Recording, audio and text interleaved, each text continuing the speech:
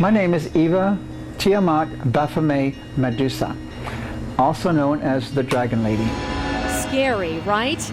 Born Richard Hernandez near Phoenix, Richard has spent the last 20 years becoming a dragon. My first modifications towards my reptilian transformation were my horns, 5 eyebrow dome implants. My next major mod, I actually started my tattoo work. The removal of my ears. I have had 2 procedures done on my nose. I also had my tongue split. I have no chewing teeth, no molars, only leaving enough teeth in my mouth to mirror the mouth of the rattlesnake, which is the 2 fangs and a couple of hook teeth in the bottom. The process was more than just physical. Richard also evolved his name and his gender. When I announced that I was becoming a female, that I was transitioning from male to female, I took the name Eva Medusa. I evolved from Eva Medusa to Tiamat. She is the mother of primordial chaos, which means she is the mother of the universe. The end result, Dragon Lady body art. A lot of people say, oh my God, you're chopping things off, you're mutilating yourself. Why would you mutilate yourself that way? And I'm thinking, you call it mutilation and I call it beautiful body art. A story about a 52-year-old father of 7 who now self-identifies as a 6-year-old girl. What do you think of that? Man, I think it's interesting. I've actually never heard of someone identifying as a different age. I guess I shouldn't, judge, because everybody, has their own, identity and stuff.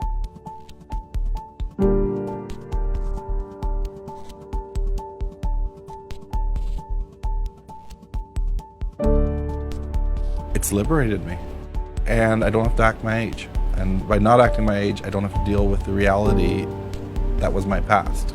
I don't have to think about adult stuff. I still drink coffee and drive a car, right? Even my tractor, but I still drive the tractor as a little kid. I drive my car as a little kid.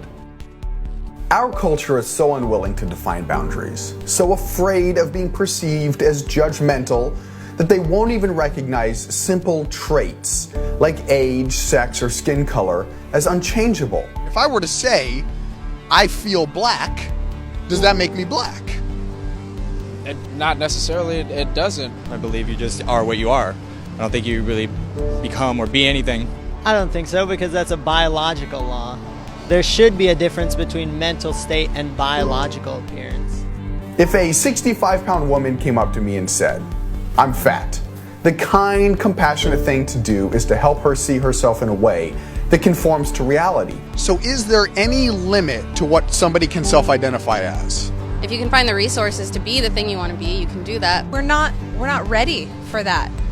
We are just now becoming more aware of social issues in regards to how you identify. If I identify as a 65-year-old, can I draw Social Security? If I say I feel like a Native American, do I qualify for Native scholarships? If I identify as a paraplegic, can I get one of those little handicap decals for my car? The real problem is that people don't want to deal with reality. I was never allowed to be a little girl, so I'm filling that tank of little girl experiences. It's easy, it's innocent, it's like just play. Everything becomes a game. Everything I imagined couldn't happen is happening.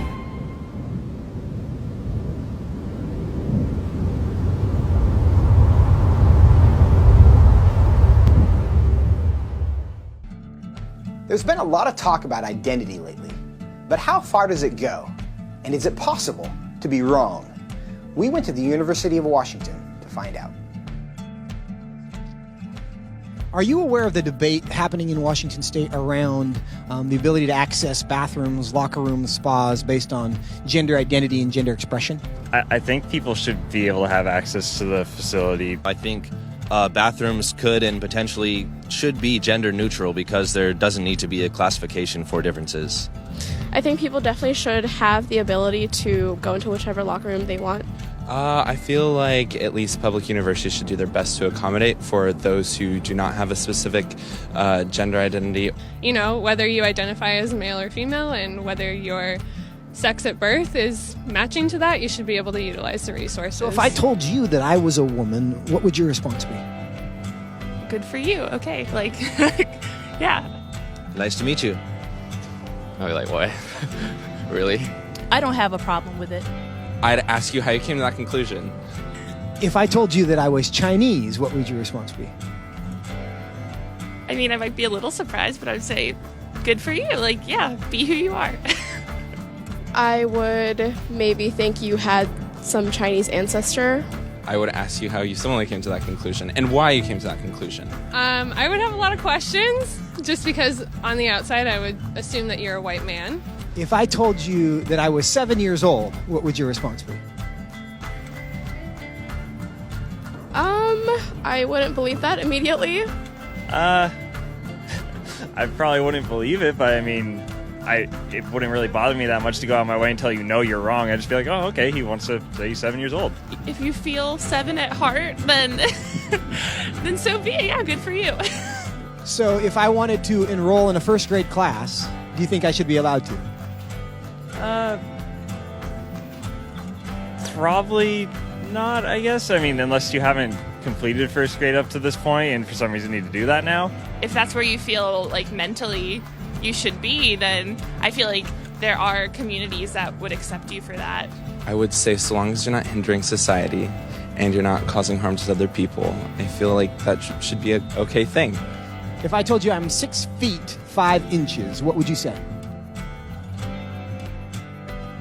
That I would question. Why? Because you're not.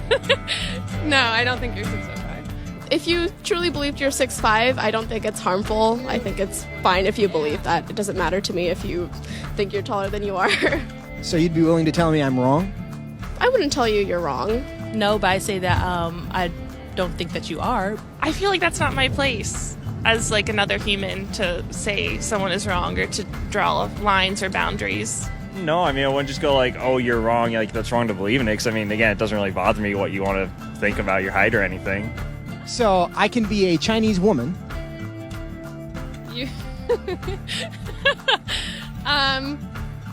sure. But I can't be a 6'5" Chinese woman. Yes. If you thoroughly debated me or explained why you felt that you were 6'5", I feel like I would be very open to saying that you were 6'5", or Chinese, or a woman. It shouldn't be hard to tell a 5'9" white guy that he's not a 6'5" Chinese woman. But clearly it is. Why? What does that say about our culture? And what does that say about our ability to answer the questions that actually are difficult?